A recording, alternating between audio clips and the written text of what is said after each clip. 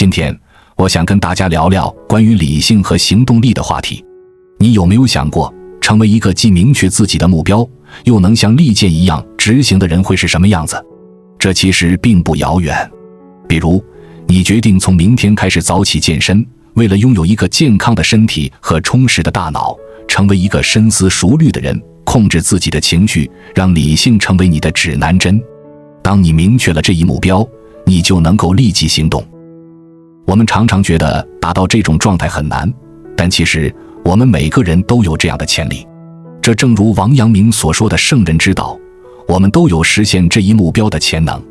重要的是找回那個充滿行動力、真實的自己。這個過程其實並不複雜，不需要刻意壓抑或控制自己。我們很多人都知道該怎麼做，但卻很難付諸行動。我自己也經歷過這樣的階段，生活中充滿了反覆。我曾多次下定決心要好好學習，要堅持健身，但總是難以堅持。這其實是一個很普遍的問題，就像王陽明強調的那樣，知行合一是關鍵。我們要學習的不僅是如何設定目標，更重要的是如何將這些目標轉化為實際行動。這就是我想要在我的頻道上和大家分享的內容，如何在財商的道路上不僅知道，更要行動。讓我們一起探索這條人人都可以走的成聖之路吧。在尋找答案的過程中，我讀了很多關於懶惰、多巴胺、社會心理學、腦科學和成功學的書籍，但突然間我意識到，為什麼不去探索我們中國幾千年的智慧呢？畢竟這些經過無數人驗證的學問，可能自己問題的答案。我第一次知道王陽明是在初中的歷史課本上。他的心學被譽為立德、立功、立言三不朽的聖人之道。王陽明在被大太監劉瑾迫害後，被發配到貴州的農場，住在一個洞穴裡，每天坐着沉思。這個過程就像喬達摩悉達多在菩提樹下冥想，或者穆罕默德在山洞中隱修。王陽明有一句名言：聖人之道，無信具足，意思是聖人之道就在我們的本性中，就像我們时代的自我實現路徑。這讓我意識到，我們每個人都有實現自我、克服困難的潛能。通過了解這些思想，我開始理解如何在現代生活中應用這些古老的智慧，既找到內心的平靜，又實現自我提升。讓我們一起在這個充滿挑戰的時代，尋找屬於自己的聖人之道吧。你可能經歷過這樣的情景，決定要早起，養成好習慣，但當鬧鐘響起時，又決定繼續睡覺。這種情況下，我們內心的兩個聲音在爭執，一方面是渴望改變的決心，另一方面則是舒適區的誘惑。這正是我們每個人常常面臨的挑戰。關鍵在於理解，這兩個決定都是出自我們自己。我們既渴望改變，又害怕改變所帶來的不適。這時，我們需要問自己，哪個選擇更貼近我們真正的目標和願望？是繼續沉浸在短暫的舒適中，還是邁向長遠的成長和進步？王陽明的心學告訴我們，每個人內心都有一個指向正確方向的聲音。當我們面臨選擇時，靜下心來聆聽這個聲音是非常重要的。這個過程不僅是關於道德和自我實現，還關乎我們如何看待和處理生活中的每一個決策。在下一步，我們需要學會如何辨別這些內心的聲音，並且學會如何做出符合我们長期目標的決定。這不僅僅是關於早起或者改變生活習慣，更是關於我們如何成為更好的自己。在接下來的內容中，我會繼續和大家分享如何在這個過程中找到平衡，如何讓我們的內心的聲音轉化為具體的行動。真我與假我，我們內心存在着兩個自我，一個是真實理性的真我，另一個是由習氣、私欲和情緒交織而成的假我。這兩個自我在我們的日常決策和行為中不斷爭奪主導。例如，你可能在深夜，當周圍一切都靜悄悄的時候，感到特別理性和清醒。那時的你會做出一些決定，比如減肥、學習或是改變生活方式。但到了第二天早上，當鬧鐘響起，你可能會選擇繼續睡覺。這就是真我和假我之間的矛盾。真我是我們內心深處真實理性的部分，它代表了我們的真實願望和目標，而假我則是由我們的習慣、慾望和情緒構成的，常常促使我們做出無意識或短視的決策。例如，無意識的習慣行為，如咬手指，就是假我在起作用。我們在決策時，尤其是在面對不重要的決策時，往往會受到假我的影響，從而做出更為膚淺、匆忙的選擇。這種狀態下的行為，就像是無意識的反射性動作。這一點不僅是王陽明心學中的觀點，也得到了現代科學的支持。現代科學認為，為了節省能量，我們的大腦會自動選擇對待某些事物的固定態度，而不是每次都進行深入思考。在我們進一步探索之前，別忘了關注才知道並點擊小鈴鐺。我們將繼續揭示更多關於金錢的真相，助你迅速實現財務自由。理解了這一點後，我們就可以開始學習如何辨別真我和假我，如何讓真我在決策中發揮主導作用。這並不是一個簡單的過程，但正如嚴復所說，大道至簡。我們要學習的就是如何在複雜的生活中找到簡單的真理，如何讓真我主導我們的生活和選擇。這樣，我們就能更接近於自我實現的道路，更能按照自己的意願塑造生活。如何區分和管理我們內心的真我和假我？王陽明心學中提到的良知，就是我们內心深處的真我，它總是知道正確的行為方式，但常常被我們的習氣、私慾、情緒等假我所遮蔽。例如，當我們在生活中遇到刺激或挑戰時，很容易做出無意識的、條件反射式的反應，比如開車時因為被突然加塞而生氣。這種情緒爆發的行為，實際上是假我在控制，而非我們理性的真我所驅動的。如何實現知行合一？要實現知行合一，首先需要做的是覺察。覺察到我們正在做出的行為是否真的是我們真我的選擇。如果我們能意識到自己的行為是無意識驅動的，那麼我們就能夠開始控制這些行為，讓我們的真我接管控制權。我們很多时候是知道做不到，這並不稀奇，反倒是知道就能做到不太正常，起碼反人性。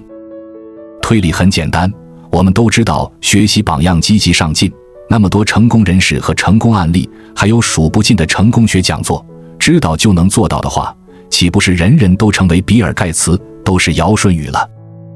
顯然不可能。這就必須提到覺察意識，也就是說，我們知道該或者不該卻做不到也是可以的，這樣可以消除心理衝突，反而有提升可能。幾個生活體驗例子來做個驗證。參加單位活動，昨晚開車去大劇院，正準備開出車庫，覺察到忘記戴眼鏡了，接着想到還沒有拿票。雖然時間倒也充裕，還是感覺有些緊張，先停車再乘電梯回到辦公室，這樣折騰下來就耽擱些時間，由此感慨凡事留有餘地的好處。所謂慌了不打涼，有時候是感受出了問題，有時候不当行為導致問題。這個覺察就是做事情要有何時預案，留出應對不可預見的時間和空間餘地。接下來開車去劇院，路上擁擠處遇到一個車子從旁邊車道試圖塞進來，如果稍微慢些啟動，讓一讓，也就塞進來了，但是自己不想讓他緊跟着前車，沒有加塞成功。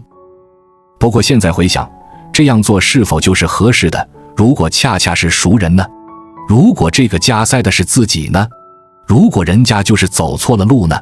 人家好容易想塞進來改正錯誤呢？另一個方面在於，為何要強硬制止人家加塞？真的是為了維護交通法規，還是自我逞強不忍讓思維？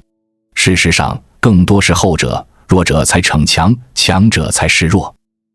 把示弱作為理念容易，遇到事情檢驗才是唯一試金石。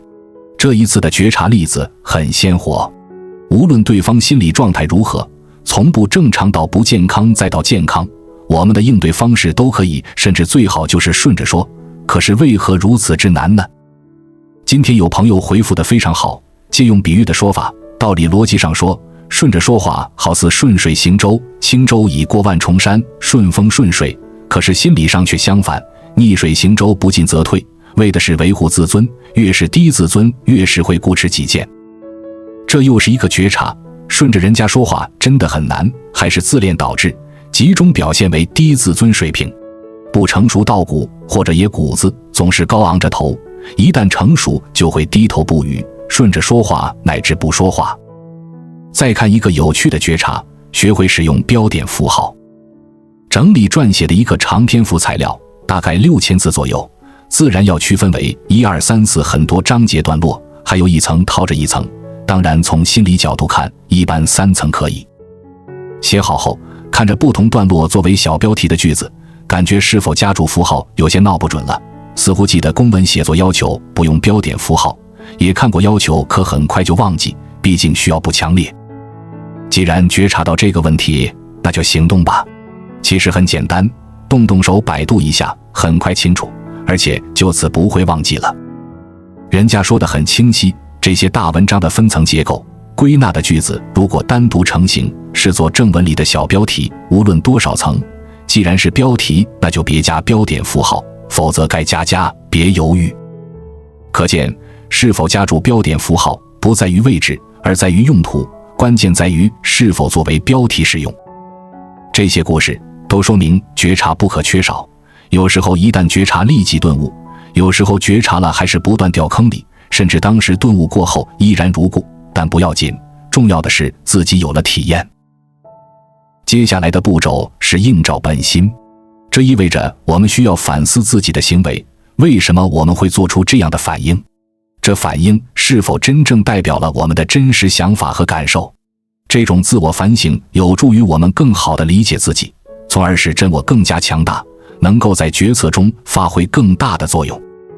舉例來說，如果你在駕車時被突然切入的車輛驚嚇，你可能會本能地生氣。但如果你意識到這是一種無意識的反應，你就可以暫停一下，反思自己的真實感受。這種反思可以幫助你理解自己的真實感受，並做出更加理性的決策。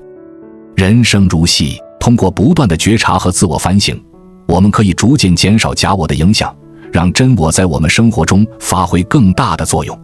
這樣，我們就能夠更好地實現自我，做出更符合我們內心真實願望的決策。首先，重要的是要覺察到我們的無意識行為，如咬手指頭、抖腿等，這些通常是由假我驅動的。通過覺察到這些行為，我們可以讓真我重新掌控，從而停止這些行為。這就是治良知的過程。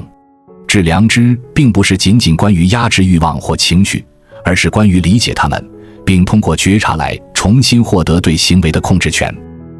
然後，這一段還提出了一個有趣的角度：人生如戲，將生活比喻為一場戲劇，我們是演員，而假我則是我們所扮演的角色。這個比喻意在說明，我們應該保持對自己角色的清醒認識，不要完全與之認同。這樣，我們就可以在適當的時候，以更加客觀和理性的方式進行決策和行動。例如，在社交場合，一個人可能會扮演某種角色，比如一個樂於助人的人，或者一個專業嚴肅的人。但重要的是要認識到，這只是一種角色扮演，而不是我們真實的自我。通過保持這種認識，我們可以更好地控制自己的行為，避免過度投入或情緒化。總的來說，這一部分內容強調了通過覺察和理解我們的行为背後的動機，我們可以更好地管理自己的行为和決策，從而實現真正的自我控制和自我實現。通過這種方式，我們可以在生活中扮演各種角色，同時保持對自己真實本性的理解和控制。我们的生活就像一場戲劇，我們是演員，而假我就是我們所扮演的各種角色。在生活中，我們不斷扮演不同的角色，如聽話的下屬、友善的領導、知心的朋友、好父親、好妻子等。在這個過程中，重要的是要保持清醒，認識的目標，但我們必須時刻提醒自己，不要與這些角色過度認同。然後，內容中提到了一個重要的觀點：正念或冥想可以幫助我們在靜態環境中更好地理解和管理自己的真我和假我，但在現實世界的動態環境中，這種理解和管理就變得更加複雜和困難。例如，正念冥想可以讓我們在靜態環境中感到平靜，但在現實生活中的動態環境，例如聽到音樂時身體不自覺地跟隨節奏擺動，就體現了我們被無意識行為控制的情況。這就是王陽明所說的自將聞見苦之迷，意指我們在面對真實生活的刺激時，往往會無意識地做出反應。因此，王陽明心學的實踐不僅是在靜態環境下的自我反省，也包括在動態環境中的行動。我們需要在日常生活的每一个动態環境中，不斷地覺察和管理自己的行為，以確保我們的真我在控制中，而不是被假我所控制。總的來說，這一部分內容強調了在日常生活的動態環境中，如何實踐和應用心學原則，以及如何在不同角色之間保持自我清醒，避免過度認同任何一個角色，從而實現自我控制和自我實現。通過這種方式，我們可以更好地理解和管理自己的行為，實現真正的知行合一。即使我們在靜態的冥想或正念練習中能夠實現內心的清明和理性，但在現實生活的動態環境中，我們仍然很容易被習慣、情緒和外界刺激所影響，進而被假我所控制。這就需要我們在生活中不斷地練習和提醒自己，保持對內心的覺察和理性的思考。覺察是實現知行合一的關鍵。當我們意識到自己正在進行無意識的行為時，我們就可以停下來，反思這個行為是否真正代表了我們的真我。這種覺察可以是對具體行為的，比如咬手指或者抖腿，也可以是對情緒的，比如焦慮或者沮喪。在覺察之後，映照本心是另一個重要的步驟，這意味着反思我們的真實感受和願望，而不是僅僅被習慣或情緒所驅動。通過這種方式，我們可以更好地控制自己的行為，使之與我們的真實意圖和目標一致。例如，當我們意識到自己因為焦慮而難以行動時，即使我們在生活中不能時刻保持覺察，也不必緊張或焦慮，因為這本身也是假我的表現。重要的是意識到，我們可以通過持續的努力和實踐，逐漸提高自我覺察的能力，從而更好地實現知行合一。看待事物應該有不同的角度，即使時時刻刻保持良知很難，也說明了環境、態度系統、情緒和習慣對我們的行為和生活有巨大影響。可以利用無意識的部分，設計周圍環境，促進我們想要達成的某些行為。在紛繁複雜的現代社會中，每個人都面臨着自我發現和自我實現的挑戰。通過實踐陽明心學，我們不僅能夠深入理解自己內心的真實動機，還能夠在生活的每一個環節中實現知行合一，真正掌握自己的命運。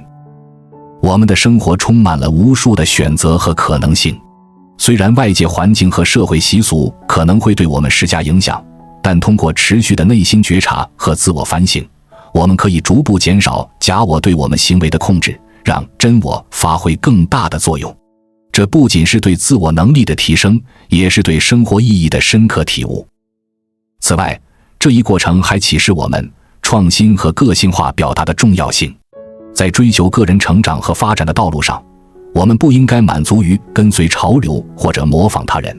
相反，我們應該勇於探索自己獨特的道路，即使這意味着逆流而上。